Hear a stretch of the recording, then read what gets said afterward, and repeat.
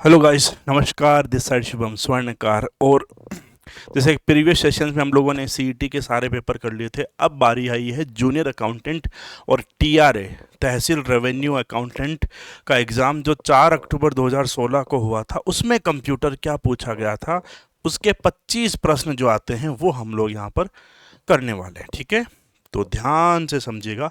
पहला प्रश्न क्या कहता है कि एमएस वर्ड में समान कंटेंट का एक पत्र अगर 100 रिसीवर्स को भेजना है, मतलब ये ऐसी बात हो गई कि अगर आप लोग किसी सेम कंटेंट को बहुत सारे लोगों को, मल्टीपल लोगों को भेजना चाहो तो आप किसका यूज़ करोगे? तो सिंपल सा ऑप्शन है सर कि हम लोग मेल मर्ज का प्रयोग करेंगे। मेल मर्ज ही तो यूज होता है जब हम लोग मल्टीपल लोगों को सेम कंटेंट भेजना चाहते हैं। ठीक है, तो हम यूज़ करेंगे मेल मर्ज का। ठीक है, प्रश्न संख्या 2।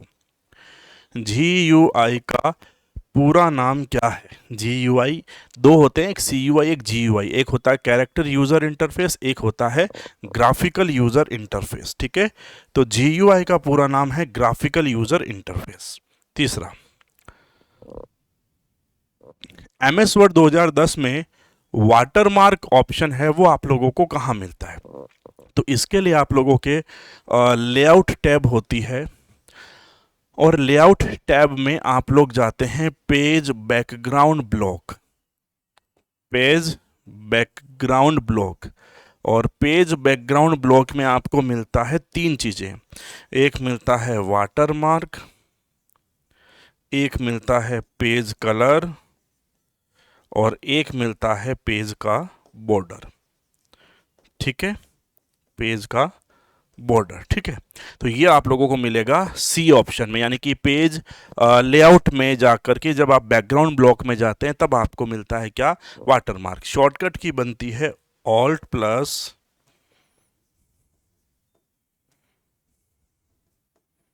जी, यानी कि जी मतलब पेज का background, plus P plus W page का watermark, P plus C page का colour, P plus B page का बॉर्डर। ठीक है, तो तीसरे का राइट आंसर सी। चौथा प्रश्न, MS एक्सेल में अगर आप किसी सेल को एक्टिव करते हो तो कैसे कर सकते हो? एक्टिव करने का तरीका क्या है? तो टैब बटन दबाओगे तो जैसे जैसे टैब दबाते जाओगे आपकी जो पर्टिकुलर सेल एक्टिव होती जाएगी। किसी सेल पर क्लिक करोगे तो एक्टिव हो जाएगी। एरो से ऊपर नीचे लेफ्ट राइट करोगे तो जो भी एरो सेल है आपकी सेलेक्ट हो जाएगी। यानी कि सभी ऑप्शन सही है। तीनों के तीनों ऑप्शन आप सेल पर क्लिक करके, सेल पर टैब दबा करके, या आप लोग एरो की दबा करके सेलेक्ट कर सकते हैं। ठीक है, पांचवा, पावर पॉइंट में पावर पॉइंट में किसी पेज पर मल्टीपल स्लाइड्स विकल्प का यूज़ करना, मतलब एक पेज पर जब बहुत सारी स्लाइड्स लेकर के आते हो तो उसके लिए हम लोग जो है मास्टर व्यू में जाते हैं सबसे पहली बात। और मास्टर व्यू के अंदर जाकर के वहाँ पर हमें मिलता है handout master, hand out master. और ये हैंड आउट मास्टर किस लिए यूज होता है? ये यूज होता है जब हम लोग एक स्लाइड पर मल्टीपल स्लाइड जो है वो प्रिंट करना चाहते हैं ऐसे करके। तो ठीक है, छोटी छोटी इमेजेस के रूप में। और हैंड आउट्स जो है इसे हम लोग स्लाइड्स का प्रिंट आउट भी कहते हैं। हैंड आउट जो होता है उसे हम लोग स्लाइड्स का प्रिंट आउट भी कहते हैं। विभिन्न स्लाइड्स का प्रिंट आउट जो ऑडियंस के लिए होता है वो आपका हैंड आउट कहलाता है। ठीक है, जो स्पीकर के लिए होता है उसे हम लोग स्पीकर नोट कहते हैं। ठीक है, अगला, पावर पॉइंट प्रेजेंटेशन खोला जाता है तो लेफ्ट पैनल पर क्या क्या होते हैं? तो देखो, ये आप लोगों का जब पावर पॉइंट ओपन करते हो तो बीच में तो स्लाइड होती है, लेफ्ट में यहाँ पर जो होता है इसे हम लोग बोलते हैं स्लाइड्स एंड आउटलाइन। ठीक है, मतलब यहाँ पर आप लोगों की स्लाइड भी डिस्प्ले होती है, और अगर आप लोग वहाँ पर स्लाइड की जगह पर, क्योंकि एक आउटलाइन व्यू होता है आपको पता है, तो आउटलाइन व्यू कब काम आता है? जब आप लोग विभिन्न स्लाइड्स के केवल कंटेंट को देखना चाहते हैं तब यूज होता है। तो इसका मतलब हो गया स्लाइड्स एंड आउटलाइन को हम लोग वहाँ पर देखते हैं। ठीक है, 7 नंबर प्रश्न, वर्तमान में खुले हुए पावर पॉइंट प्रेजेंटेशन में नई स्लाइड कैसे डाली जाती है? तो देखो, कंफ्यूजन मत रखना। कंट्रोल प्लस एन जो है उससे आप लोगों का नया प्रेजेंटेशन स्टार्ट होता है, नया प्रेजेंटेशन। और कंट्रोल प्लस एम से नई स्लाइड आती है, नई स्लाइड, ठीक है। हमें नई स्लाइड पूछा है तो कंट्रोल प्लस एम जो है वो आपका यहाँ पर फाइनल आंसर हो जाएगा। कंट्रोल प्लस एम से नई स्लाइड जो है वो आप लोगों की आती है। क्लियर? 7 नंबर प्रश्न, राइट आंसर सी। 8वां, एमएस एक्सेल में सेल A1 से क्या करना है, A10 तक योग करना है। तो भाई साहब योग करना है तो फॉर्मूला है सम, फिर A1 और लास्ट जो सेल है वो A10, ठीक है। तो A1 और A10 कहाँ पर है? क्वेश्चन संख्या 8, राइट आंसर सीधा सीधा ए, ठीक है। जोड़ने का फंक्शन आपका जो है वो सम है, और पहली सेल और अंतिम सेल लिखोगे तो ऑटोमेटिकली सारी सेल्स आपस में जुड़ जाती है, ठीक है।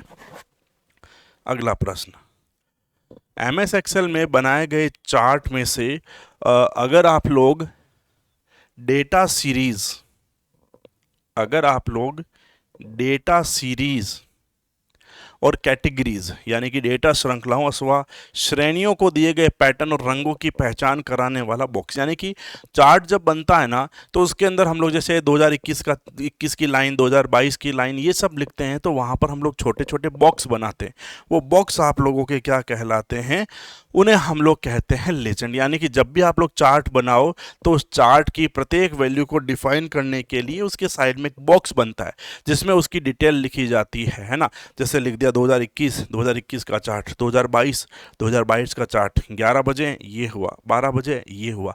ये जो चार्ट है जहाँ से आप लोगों का ग्राफ पैटर्न क्रिएट किया जाता है वो आप लोगों का लीजेंड कहलाता है, ठीक है। 10 नंबर, मैच्योरिटी पर ब्याज का भुगतान लेना है।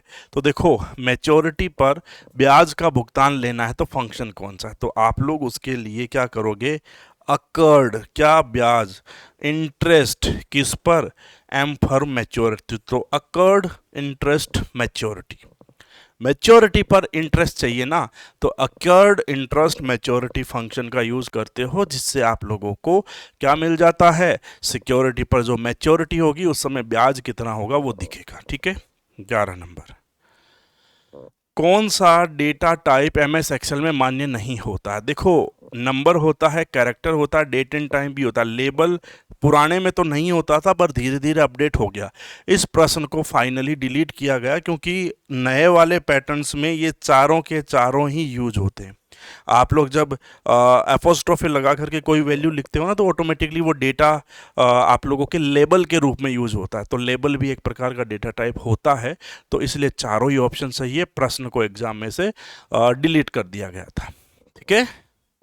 12 नंबर प्रश्न, कंप्यूटर के संदर्भ में डीवीडी का पूरा नाम डिजिटल वीडियो डिस्क बोलते हैं, but digital versatile disc best है। वीडियो मतलब केवल वीडियो स्टोर करता है, लेकिन हम डीवीडी का यूज़ केवल वीडियो स्टोर करने के लिए नहीं करते, डेटा और प्रोग्राम भी स्टोर करते हैं इसके अंदर, तो इसलिए हम लोग इसे डिजिटल वर्साटाइल डिस्क कहते हैं। 12वें का सी। 13 नंबर प्रश्न, वर्कशीट में रो और कॉलम का इंटरसेक्शन, जहां पर रो और कॉलम काटती है तो जो बॉक्स बनता है वो आप लोगों का सेल कहलाता है। छोटा सा प्रश्न। 14, वर्ल्ड वाइड वेब में जो पेज लिखे जाते हैं वो किसका यूज करके लिखे जाते हैं? तो हाइपर टेक्स्ट मार्कअप लैंग्वेज का यूज करके आप लोगों के वेब पेजेस बनते हैं। प्रश्न भी यही है कि वेब पेजेस कैसे बनते हैं? तो हाइपर टेक्स्ट मार्कअप लैंग्वेज का यूज करके वेब पेजेस बनाए जाते हैं। इंटरनेट क्या है? इंटरनेट जो है, देखो इंटरनेट मतलब सिंपल भाषा में इंटरनेशनल नेटवर्क, पूरी दुनिया में फैला हुआ नेटवर्क, इंटरकनेक्टेड नेटवर्क, बहुत सारे नेटवर्कों को आपस में जोड़ करके बनाया गया नेटवर्क। तो इंटरनेट क्या है? नेटवर्कों का नेटवर्क है ना।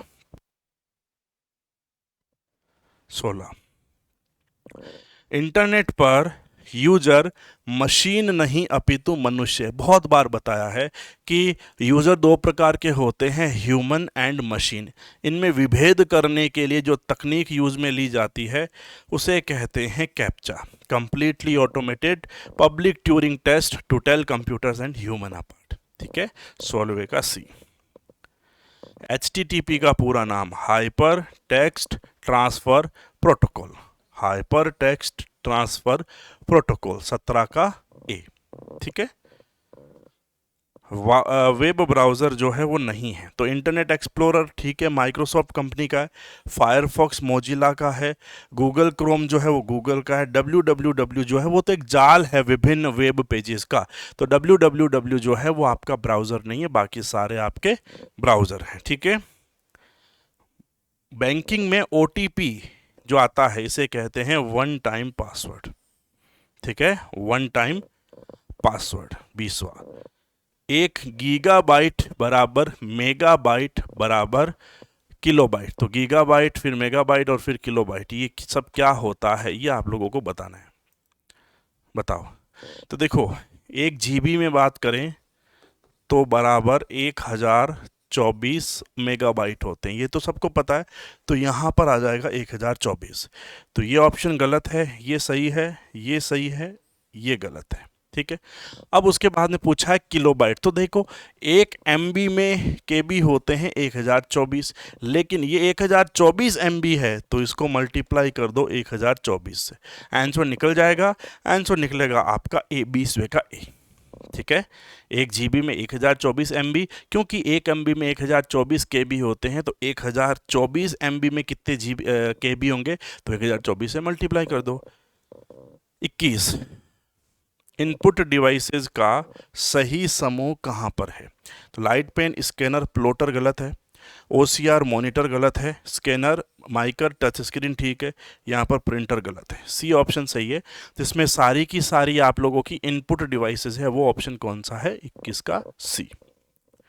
USB पोर्ट का मतलब क्या है, तो यूनिवर्सल सीरियल बस। यूनिवर्सल सीरियल बस। एक URL होता है जिसे कहते हैं यूनिफॉर्म रिसोर्स लोकेटर, है ना, 22 का बी। 23, फैट क्या होता है कंप्यूटर में, तो इसे बोला जाता है फाइल एलोकेशन टेबल। एक ऐसा NTFS होता है जिसे बोला जाता है न्यू टेक्नोलॉजी फाइल सिस्टम। तो ये फाइल सिस्टम्स हैं माइक्रोसॉफ्ट के, है ना। 24, विंडोज में कट करना है, कॉपी करना है और पेस्ट करना है, तो X चाहिए, C चाहिए, V चाहिए। Ctrl+X, Ctrl+C और Ctrl+V करोगे तो डेटा कट भी होगा, कॉपी भी होगा और पेस्ट भी होगा। 25 और अंतिम प्रश्न है इसका, MS वर्ड क्या है, तो MS वर्ड एक प्रकार का एप्लीकेशन सॉफ्टवेयर है, ठीक है। ऑपरेटिंग सिस्टम नहीं है, डिवाइस भी नहीं है, इनपुट डिवाइस भी नहीं है। तो भाई साहब, जूनियर अकाउंटेंट 4 अक्टूबर 2016 को जो पेपर हुआ था उसमें आप लोगों के ये प्रश्न जो है वो मिले थे, ठीक है। तो मिलते हैं एक और नए पेपर के साथ में। आज के लिए इतना ही। Thank you so much, bye bye, take care.